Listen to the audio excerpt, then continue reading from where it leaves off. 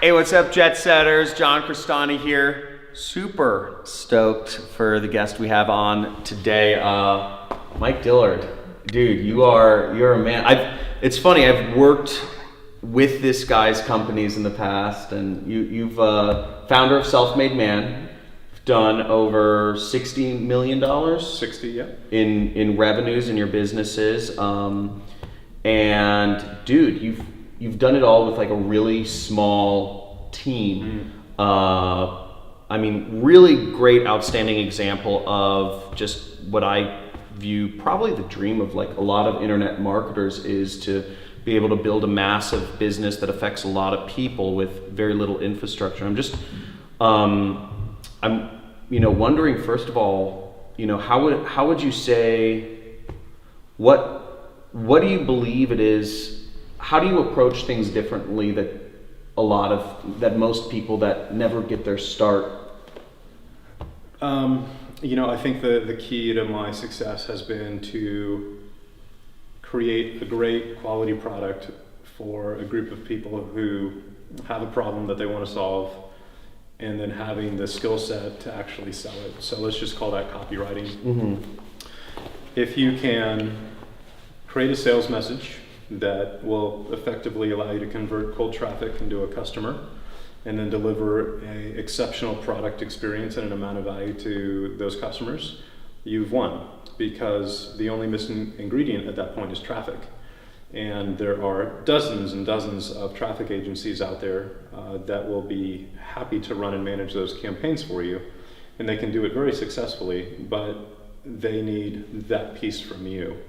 So if you don't have an offer that converts, and if you don't have a great product, it doesn't matter how great that traffic team is, it's not going to work out. So as a business owner, that's what I put 100% of my focus on, which is creating a great sales message and marketing campaign and a great quality product. And then the rest is outsourced. So tech is outsourced, traffic is outsourced. The only, I have the same two customer service gals that have been with me for almost 10 years, they're outsourced. So we literally haven't had employees in 6-7 years at all.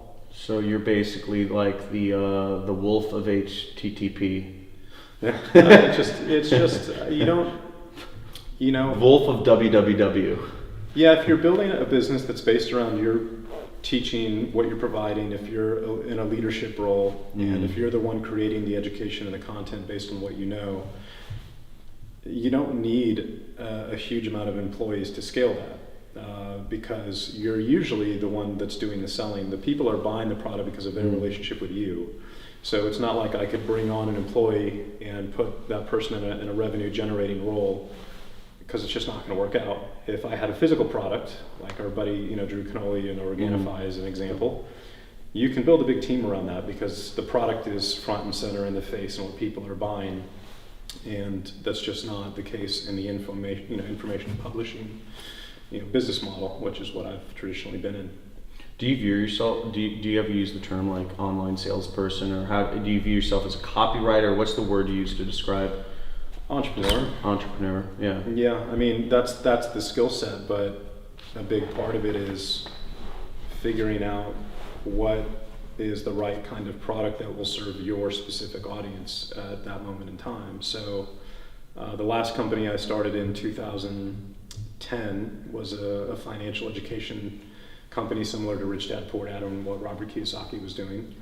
We did 3.6 million, 3.2 million in our first 7 days, and nice. 8 figures in our first year, because the message we were taking to the market and the product we were offering was perfect for that point in time and where the economy was and the education that we were putting out.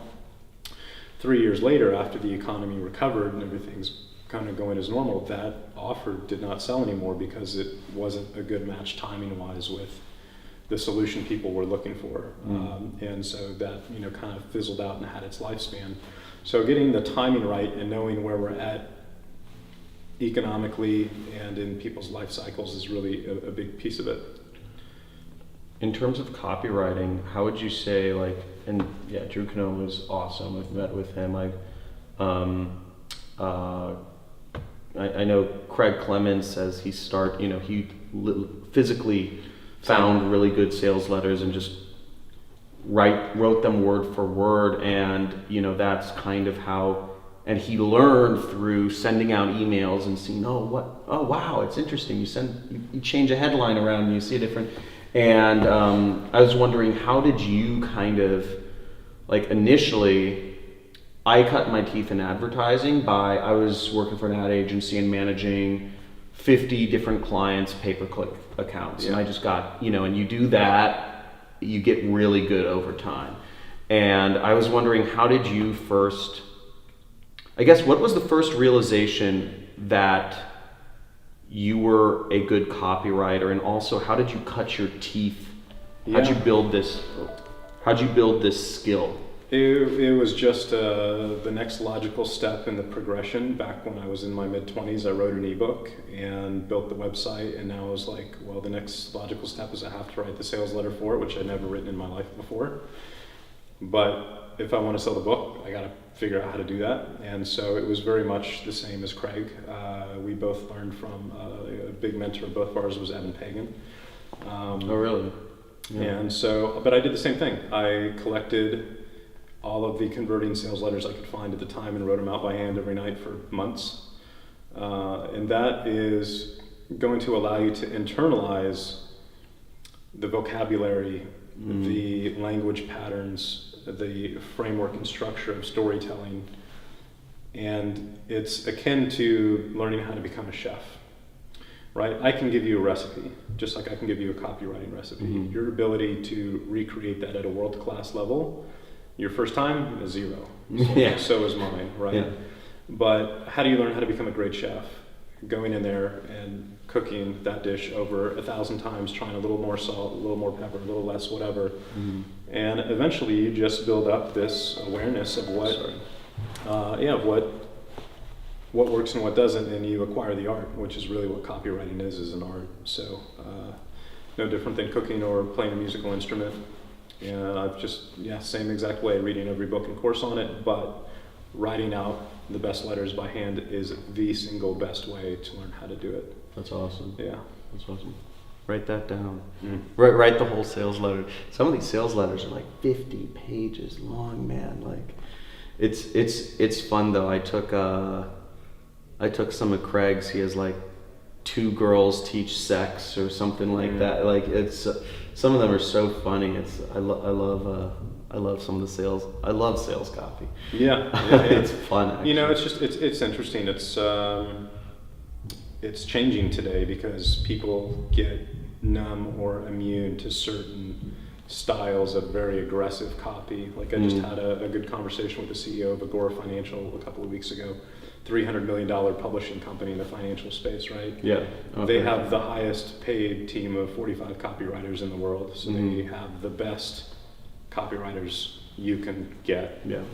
And they're having to completely change their approach to marketing and writing copy because the very sensational stuff that used to work for the last 20 years for them is no longer working with this new generation of, adults who are growing up on social media and getting saturated with it and getting more savvy and a much higher education level and sophistication level when it comes to marketing. That it's much more now about just building authentic relationships and not where the copy becomes less important because you're building the audience and the relationship first and then selling your product to that audience. And so the amount of salesmanship required is infinitely less and it's just more effective. So, and I've seen I've seen sort of the same thing happening. Like I kind of straddle that weird line between like influencer and copywriters sometimes, I feel like, and the authenticity is so important. Now I'm wondering, basically, what advice do you have for people that are just, and I want to actually talk about in a little bit some of these. Well, here, I'll just dive into it. Why, given like you use a lot of leverage points, you're outsourcing a lot of things. I don't know if you have, but I'm just going to ask it this way. What have you built a tech company, or if not, why not? Because it seems like a next level of a leverage. A tech company. You've built from my understanding, very successful. You know, I'm familiar with most familiar with Elevation Group, but I'm wondering, has that ever been a thought that's occurred on your? I know I think about it. I say, if I had technology company, that's like, I feel like that's the next leveling up of a marketer. No, I'm wondering if that's ever been an interest to you. No, or I've made that mistake twice now. What? The two times I've tried to bring and develop proprietary technology platforms to enhance what we're offering has been the biggest, most expensive mistakes that I've made. Tell me, because I'm probably like that's. So yeah, so I'll walk you through. Why do you think it's such a big mistake for a marketer? Does a marketer need to stick his role, or like why is that? Yeah, no, explain that. Yeah, so tech is its own area of expertise and its own language. Literally, it's its own language, right? And so, as an entrepreneur, and specifically coming from a marketing skill set background, you don't speak tech. I don't speak code. I can't say, here's an idea, here's our development roadmap, and I don't have the ability to judge your quality of work, speed, efficiency, cost, or any of that. And so when you take the dive into developing a tech platform, even if it's with an outsourced company of really talented people, I can't participate, I can't give feedback, and I can't judge. All I can say is, let's do this. Wouldn't it be cool if we could do this? And then they come back and they give you a time estimate or a cost estimate, and they do it. And maybe it works and maybe it doesn't work. So with Self-Made Man, I built this whole custom platform from scratch over the last 2 years. We did an enterprise level. Self-Made Man is your podcast. It's also education platform. Education. It's similar to Creative Live or Skillshare or Udemy, and the fact that we sell a library comparables of classes, and that's who we modeled. And so we want to turn Self-Made Man into this education platform where it's not the Mike show, but it's the brand, and it's all of these experts that we've created classes with, and it lives on that platform for a monthly subscription. Is that a tech company, or is it? Well, I started it as I started with finding the team to build the platform, and I said, I want what Skillshare has. Go build that. Yeah. And we put $1 million into that to develop that platform, and we put all of this cool functionality in it where you can take notes while you're watching the video, and it saves that in your library so you can always have access to everything that you've watched. And we're doing video tracking, so I know what you've watched and where you left off, so next time you come back, it just picks up right where you were. Apple Pay on mobile, we filmed everything in 360 VR, so you can eventually put a helmet on and sit in the classroom as if you were there when we filmed it. Yep. And it was the biggest mistake that I made, because what it did was it disempowered me from applying my superhuman skill, which is marketing, to the tech and the platform. So a part of the platform and making it successful is now, okay, we've launched it, now we have to optimize it. We have to optimize and test and track the user experience and the flow and the checkout process and the checkout pages, and we have to split test this and split test that. And none of that existed. So all of the functionality that would come in, let's say ClickFunnels, they had to code by hand. So if I said, guys, I want to do a lifetime membership upsell after somebody joins with a basic membership, well, they've got to code it's a huge ordeal. The checkout page proprietary. They have to code the upsell functionality in a proprietary code. And that might take 2 or 3 weeks and 20 grand. And guess what? It might not work. It might lower conversion rates. And so what we found is that everybody who joined, nobody cares about the functionality, nobody cares about the note-taking feature, nobody cares about any of the other stuff. They just cared about the information. And then I'm in handcuffs from a testing and optimization standpoint, because I can't go in ClickFunnels and make the change and set up a split test in 10 minutes. I've got to pay these guys another 20 grand. It takes another 2 weeks, which it just is an anchor around a company that doesn't need to be there. And so we're actually right now migrating the entire platform over to WordPress and Wishlist Member and ClickFunnels. And it'll look the same. It won't have those fancy bells and whistles, but 90% of it will be identical. and it'll be run on technology that costs me $300 or $400 a month instead of $40,000. It's the same stack I use. Right, and so that's the second time that I've done this. I did the first time with a platform called Better Networker in, I think, 2010, 2008, where I built this social network for the network marketing industry and built it on Drupal and Drupal code and hired a tech guy. And it was just constantly breaking, and it was the same thing. Hey, wouldn't it be cool if we could do this? And those are the most expensive words that an entrepreneur can ever utter, by the way, when it comes to tech, is wouldn't it be cool if? My rule of thumb is wouldn't it be cool if is great if it can do it through an existing platform like Lead Pages or ClickFunnels or Shopify or whatever it may be, and you stay within those bumpers and you just focus on that. Because the opportunity cost, the real expense and the money cost of doing it yourself and bringing that idea to life, rarely does it pan out and 10x your business. Usually it stays the same, you get a little bump or a little decline. It never justifies the time and the money and the resources it took to implement it. Interesting. So yeah, building a tech company is something I will never do. So how do you get around that if you want to build a tech company? I want to build I want to build a company that, I mean, you're affecting a ton of people through Self-Made Man, which is, it's interesting hearing how you actually, the mission of what you're trying to help people basically empower themselves to be entrepreneurs, which is really cool, but you held yourself back by building all this. Well, let's say if we went back and wanted to, and had an opportunity to invent YouTube. Yeah. Right? So the key, if you want to bring a tech idea to life, is you have to bring on a tech founder. You have to bring on a partner who speaks tech, that will do the work because of the passion and the belief and the equity they have in the company and the mission, basically for free or bootstrapped or whatever, right? So if I were to start a tech company, I'm going to go find a tech partner who's going to work just as hard as I am on the tech side and take ownership of that, because they're going to work 18 hours a day to get the job done, just like I'm going to work 18 hours a day to get my job done, and I'm not going to have to pay them to do it.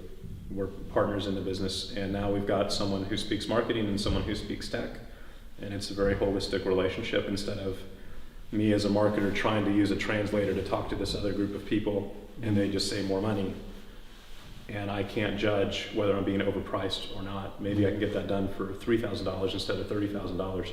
I don't know, because I can't read code. Yeah. It's not my area of expertise. That's interesting. It's interesting how you call it like different. There are different languages, and one of the things I tell people is, in order to understand marketing, you really need to speak speak the language, and you need to understand the terminology. And once you start being able to understand the terminology, you can actually start learning. But that's an interesting point, and I'm probably in the process of making. I'm trying to be more self-aware about this, but I tried to build a tech company and lost like $1 million. Yeah. It was one of the biggest mistakes, and I'm probably trying to do that again. So the guys who have succeeded in building tech companies in the marketing space have all been engineers.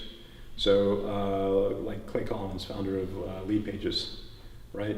So he understood marketing, but he was an engineer and approached his solution from an engineering perspective, and that's why he built a very successful tech company. Russell Brunson found his tech co-founder for ClickFunnels, and they combined their superpowers to create that success story. So you've got to find a founder and a partner in it that will take full responsibility for it, and not an outsourced company, because an outsourced company's goal is not for you to be successful, it's for you to keep paying them.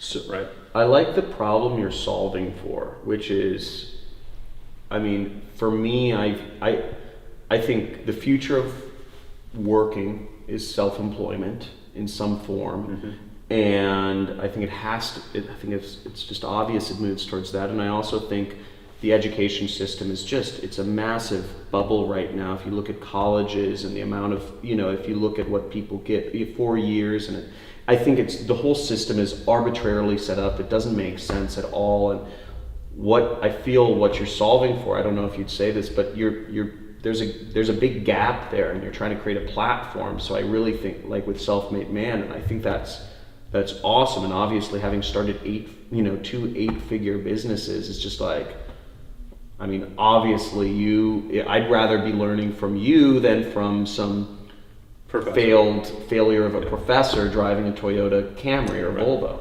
Yeah. It just if I want to go into business, which lots of people do. So, but I'm wondering what do you think the future of education, like 5-10 years down the line, what do you think the future of education is a bunch of marketers like me and everybody else here in Austin, that's, whoever shows up on YouTube, or do you think it's Tai Lopez's Knowledge Society, or if it's Masterclass, or everybody's getting $10 Udemy courses? It depends. It depends on what your vocation is going to be.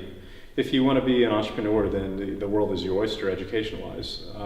If you want to be a dentist or an architect or a naval, designer of ships, whatever it may be, you're always going to need a super high-level education, school for those vocations. So, business education specifically. Professional vocations of whatever kind is going to require that level of education and certification from an insurance perspective and a liability perspective and things like that.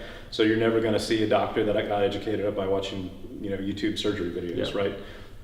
So colleges will exist in that standpoint, but the moment you can make a decision that you want to make money on your own, as a business owner, then you don't need college at all. It would be a huge mistake to do that. Yeah. Interesting. I've thought about this, we're developing like a VR platform and all this other stuff. That's why I think it's fascinating. You shot this whole thing in VR. What are your thoughts about why'd you film it in VR? What do you think we filmed everything was the impetus behind it? Everything in 4K and VR, just because I didn't want the content to be irrelevant 5 years from now to 7 years from now. And so, you think it's going to be in VR in 5 to 7 years? No, I don't at this point. But it's easy to capture. It's not a super difficult thing to do. So why wouldn't we do it? And if that transition did successfully happen and it did become much more mainstream, then great. Our entire library is still up to date. The moment you go back to YouTube and you watch a video that's 10 years old, you can just tell this is old information, and it's in many ways the perceived level of value, even if it's correct, is a lot lower because it is dated. Of course. So we wanted our stuff to continue to stay relevant for the next 5 to 10 years, and so we just filmed it in VR. We don't have any plans to implement it at this point. It's all sitting on a hard drive.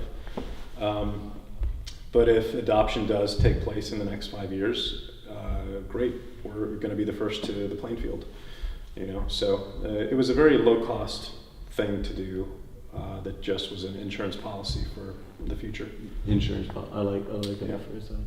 What I'm trying to think. What else do you think is going to kind of what billion-dollar company opportunities do you think are out there that just haven't been created in this whole in this e-learning or space, or whatever you want to call it, space that we're in? Because I don't think, or are there none? I don't necessarily see any right now. You've got distribution, you've got creation tools, you've got major education platforms that have huge volumes of work, like lynda.com, and that sold for $1 billion to LinkedIn. And so I don't necessarily see any opportunities. I think information is becoming commoditized, and I think the real value is with the relationship with you to your audience and your audience to you. You can go learn marketing from 20, 30, 40, 50, 100 people. People want to learn it from you because of your relationship with them, and vice versa. So the relationship is where the money is in the information space. I think there'll be a ton of really interesting opportunities in the crypto space or the blockchain space when that's applied to information. There are already startups in that area that are looking to use blockchain tech to handle counterfeit and IP theft and things like that. So I think that's where the next $1 billion opportunities are. But there's nothing specifically that comes to mind from an information standpoint or an idea that I've had that would have that potential and have that kind of market cap. So interesting. Yeah. And what is the future? You said you're evolving the Self-Made Man platform. What is the future of that? Can you talk about that for a second? I don't know yet. I'm trying to figure that out. What I've realized is that the goal was to build Self-Made Man into a company that was built around a brand that I was not the face of. Mm-hmm. And so I'm not in any of the classes. It's 40, 50 experts, in their area of specialty. But what I found is that the audience is still following me and putting me in the leadership position, listening to me on the podcast. I'm the one who sends all of the marketing emails and sales emails and content emails. Mm-hmm. So even though I've tried to sidestep it, at the end of the day, people are still primarily buying because of me. Mm. If I had created a software tool like Lead Pages, that would be different. You don't have to be on the face of it, to do that. But for my company to make money and for me to sell Self-Made Man, I've got to tell my story and I've got to connect with the audience and I've got to build a relationship. Mm. And ideally, and as we move forward, more and more of that's taking place on social media to get the kind of reach we're looking for and the growth we're looking for. So, we're going to be doing 3 to 5 YouTube videos a week all next year. Oh, really? And that's going to be me. It's going to have to be me. And at that point, I'm not going to sell the company a year from now because I'm not going to give someone control of my name and likeness in that capacity. Yeah. And so the conclusion I've come to is that it's unbelievably difficult to build an information-based, leadership-based business that's sellable. And what you should do instead is, as an individual, focus on building your own personal brand, build up the audience, build a relationship with the audience, and that attention base, and then you point that attention to a physical product company that you would start that would be a good fit for your market. So for example, my market is, guys with ambition. So I could start a new company in the next year or two that either sold apparel or sold beard oil or sold, art or whatever it may be that's aligned with what my audience would want to buy. And then I could sell that brand in that company. So John Olson did this with the luggage company. He did it with Saint Armand, the apparel company. Yeah. And he's the perfect example of a guy who built his audience with his own personal name and simply directs that attention to a physical products business that he starts. And then they both take on a life of their own with their own teams, and they don't need him anymore at that point. I have a douchebag.